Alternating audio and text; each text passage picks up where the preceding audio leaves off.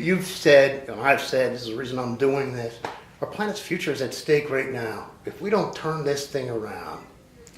Well, actually, this is the first time in human history when we have to make decisions which will determine whether our grandchildren have a decent world to live in. We're advancing towards a precipice which we might fall over, in which case the chances for decent human survival are finished. And there are basically two crucial problems. One is nuclear weapons. Yep. By a miracle, virtual miracle, we've survived the last 70 years without destroying ourselves. Yeah. There's always a chance.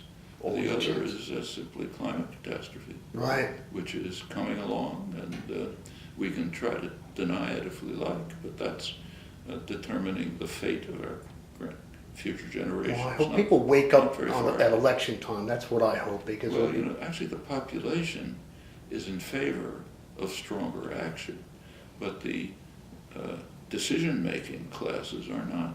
No. So you read, say, the newspapers, they tell you about the marvels of the great expansion of fossil fuel production. It's going to lead to a century of energy independence, whatever that means.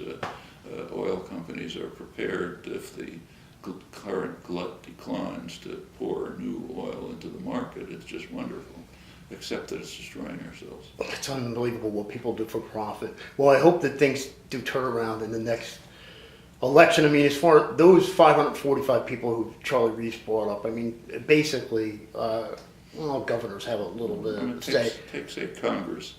Mitch McConnell, his chief priority is to ensure that we maximize the use of the most destructive fossil fuels, namely coal, because his rich constituents can make profit from it. Profit over people at the expense of the world.